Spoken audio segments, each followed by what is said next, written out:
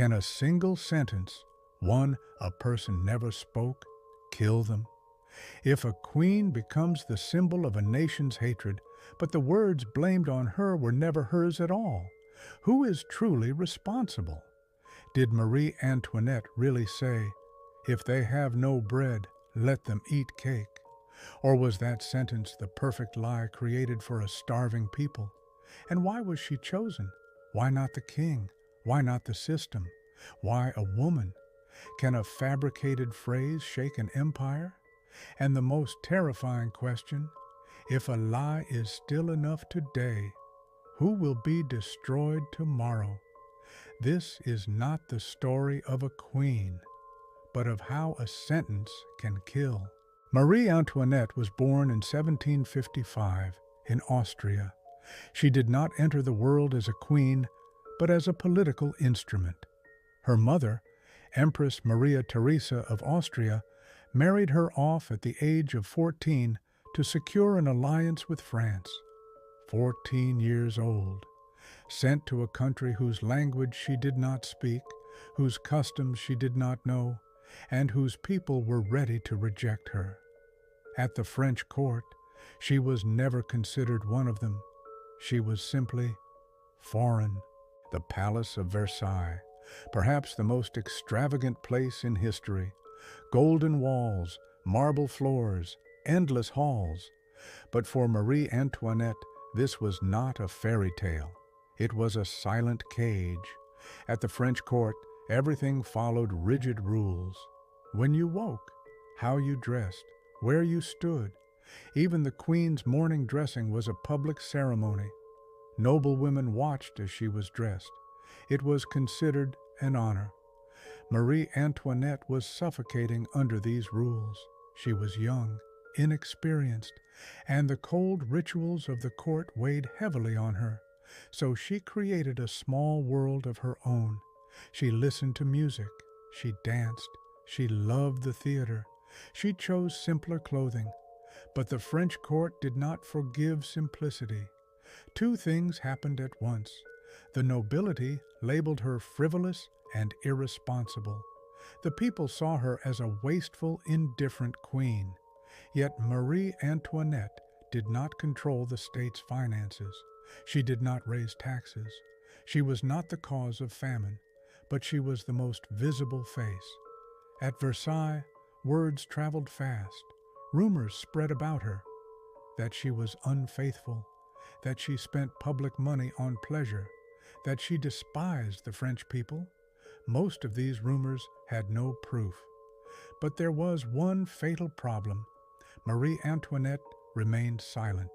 She did not defend herself, because the court had never taught her to. A queen was not meant to speak. A queen was meant to endure, and that silence worked against her. The people did not know her. They knew her only through caricatures, through pamphlets, and on those pages, Marie Antoinette was not a human being. She was a symbol of excess, of injustice, of hunger. And in history, symbols are rarely judged like people. They are chosen, loaded with blame, and in the end, destroyed. The Palace of Versailles, the most extravagant stage power ever built, gold everywhere, marble under every step, corridors so endless they were designed to make you feel small. But what if Versailles was never a palace? What if it was a prison wrapped in luxury?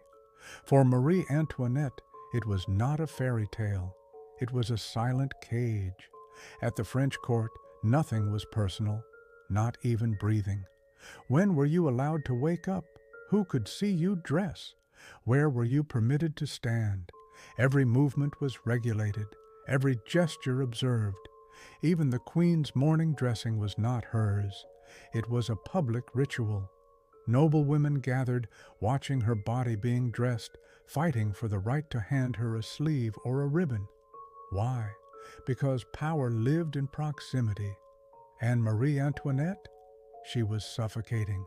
She was young, 14 when she arrived, a stranger in a court that spoke a different language. and followed rules no child could understand.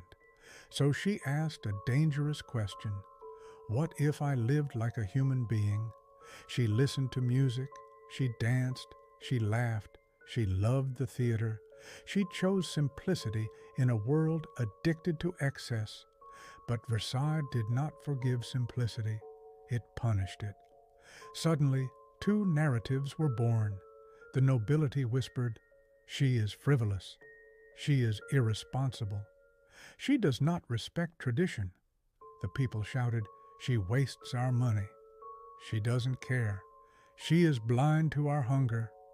But here is the truth no one wanted to hear. Marie Antoinette did not control France's finances. She did not raise taxes. She did not create famine. So why was she blamed? Because she was visible, because she was foreign, because she was a woman. At Versailles, words moved faster than facts. Rumors multiplied that she was unfaithful, that she spent public money on pleasure, that she hated the French people. Most of it was fiction, printed, exaggerated, weaponized. But there was one fatal mistake. Marie Antoinette remained silent. Why didn't she defend herself? Because the court never taught her how. A queen was not trained to explain. She was trained to endure. Silence was supposed to protect her. Instead, it condemned her. The people never met Marie Antoinette. They met caricatures, pamphlets, ink soaked in anger. And on those pages, she was not a person. She was an image, a target, a symbol of excess, of injustice, of hunger. And history has a brutal rule. Symbols are never judged like humans. They are chosen, loaded with blame, and when the moment comes, they are destroyed. Public hatred toward Marie Antoinette did not appear suddenly. It was built. France was suffering. Bread was expensive, people were hungry, and the future felt uncertain. In times like these, societies don't just look for solutions. They look for someone to blame. The system was invisible, but the queen was visible. Versailles became a symbol of excess. Gold, rituals, and luxury stood in sharp contrast to empty tables outside the palace. Whether Marie Antoinette caused the crisis didn't matter. To the public, she represented it. She was also foreign. Being Austrian made her an easy target in a nation afraid of betrayal. Rumors spread faster than facts, fueled by pamphlets and caricatures that portrayed her as selfish, immoral, and cruel. The famous "let them eat cake" line worked not because it was true, but because it felt true to people already angry and afraid. Her silence sealed her fate. In a storm of propaganda, silence looked like guilt. Once she became a symbol, facts no longer mattered, and history is cruel to symbols.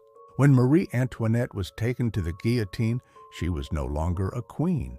She was a symbol of hunger, a symbol of injustice, a symbol of public rage. But history teaches a harsh truth. Being a symbol does not mean being guilty.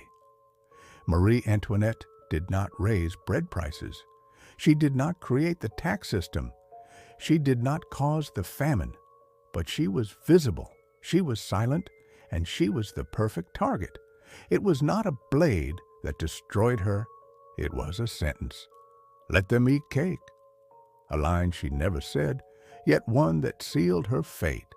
And perhaps the most frightening lesson of all is this: societies always look for someone to blame, and truth is often lost in the noise.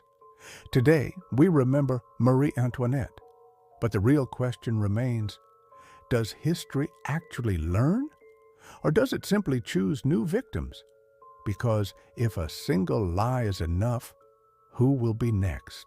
If you enjoy stories where a single word changes history, like this video, subscribe to the channel, to see more lives shaped by forgotten truths. If one lie can destroy a life, this story deserves your attention.